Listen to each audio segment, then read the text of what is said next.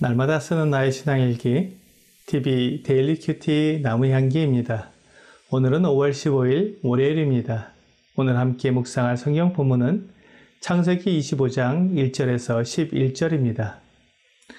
아브라함이 후처를 맞이하였으니 그의 이름은 그두라라. 그가 시므란과 욕산과 무단과 미디안과 이스박과 수아를 낳고 욕산은 스바와 드단을 낳았으며 드단의 자손은 아수르 족속과 루드시 족속과 루미 족속이며 미디안의 아들은 에바와 에벨과 하녹과 아비다와 엘다아이니 다 그두라의 자손이었더라.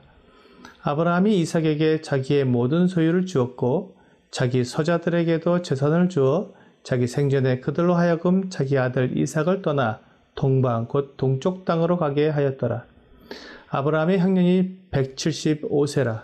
그의 나이가 높고 늙어서 기운이 다하여 죽어 자기 열조에게로 돌아가매 그의 아들들인 이삭과 이스마엘이 그를 마므레 앞 헷 족속 소할의 아들 에브론의 밭에 있는 막벨라 굴에 장사하였으니 이것은 아브라함이 헷 족속에게서 산 밭이라. 아브라함과 그의 아내 사라가 거기 장사되니라. 아브라함이 죽은 후에 하나님이 그의 아들 이삭에게 복을 주셨고 이삭은 브엘라헤로이 근처에 거주하였더라. 아브라함은 175년을 살았습니다.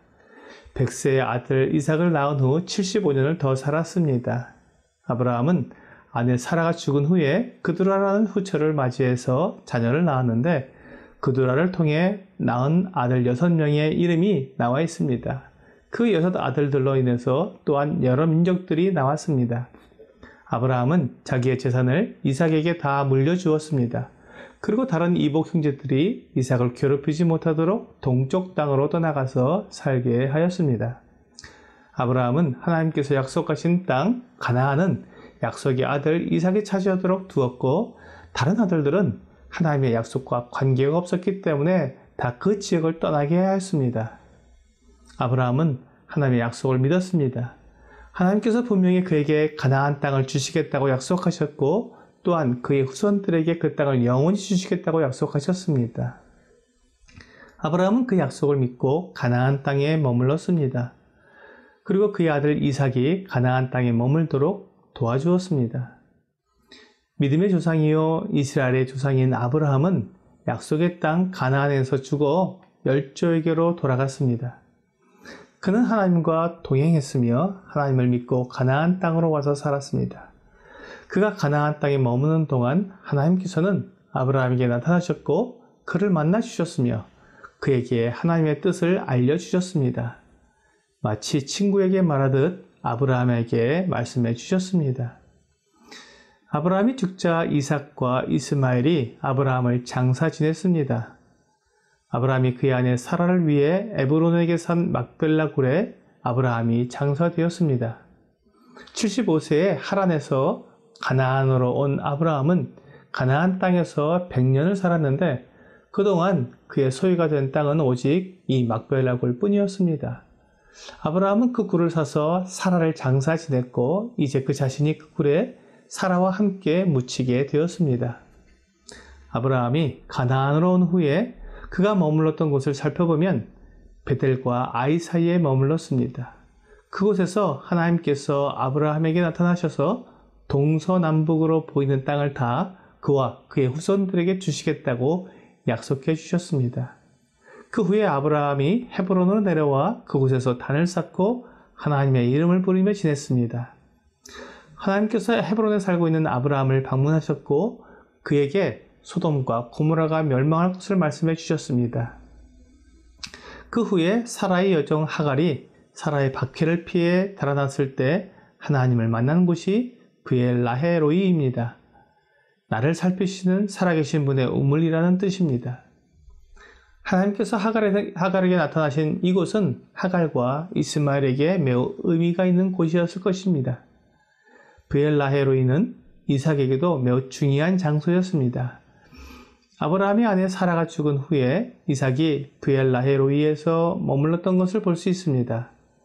이삭은 아버지로부터 독립하면서도 그렇게 멀리 떨어지지 않은 곳인 브엘라헤로이에서 머물렀습니다. 하나님이 나타나신 곳이었고 하나님께서 주시는 우물이었기에 이삭은 그곳에 자기의 거처를 마련한 것입니다. 아브라함이 죽자 이삭과 이스마엘이 아브라함을 장사 지내고 나서 이삭은 자기의 곳으로 돌아갔습니다. 그의 거처가 있는 브엘라헤로이로 돌아간 것입니다. 이삭은 브엘라헤로이에서 하나님을 만나고 그곳에서 하나님을 묵상하며 그곳에서 하나님을 믿음으로 살았습니다. 이삭은 하나님이 나타나신 곳을 중심으로 활동하며 살았습니다. 오늘을 사는 우리들도 우리가 주로 활동하는 지역이 있습니다. 어떤 사람은 직장, 어떤 사람은 가정, 어떤 사람은 학교, 어떤 사람은 교회가 주 활동 지역일 것입니다. 어떤 사람은 자기 사업을 위해 믿지 않는 사람들과 함께 식사하고 유흥가에도 가게 될 것입니다. 어떤 사람들은 친구들과 어울리기 위해 술집이나 노래방에도 갈 것입니다. 우리가 주로 활동하는 곳이 어디냐에 따라 우리의 믿음도 달라질 것입니다. 어떤 사람은 롯처럼 음란하고 세속적인 소돔과 같은 곳에서 하나님을 잊어버린 채 살아갈 수도 있고, 어떤 사람은 아브라함처럼 하나님의 약속을 따라가며 하나님이 나타나신 곳에서 머물 수도 있습니다. 오늘의 적용 질문을 보겠습니다. 내가 주로 활동하는 곳은 어디입니까? 하나님을 믿지 않는 사람들의 마음에는 하나님이 없기 때문에 그들의 육체를 즐겁게 해주는 곳에서 머물기를 원합니다. 그러나 하나님을 믿는 사람들의 마음에는 하나님의 영이 계시기 때문에 하나님이 기뻐하지 않는 곳에는 머물지 않습니다. 물론 때때로 원치 않는 곳에 갈 수도 있지만 늘 그곳에 가지는 않습니다. 하나님의 영을 모신 사람들은 하나님이 기뻐하시고 하나님이 나타나시는 곳에서 머물기를 원합니다. 그곳이 교회가 될 수도 있고 집이 될 수도 있으며 직장이나 학교가 될 수도 있습니다. 오늘 하나님께서 나에게 말씀하시고 나와 함께 하시며 나의 예배를 받으시는 곳에 머물면서 하나님을 경배하는 여러분과 제가 되기를 주 예수님의 이름으로 기도합니다.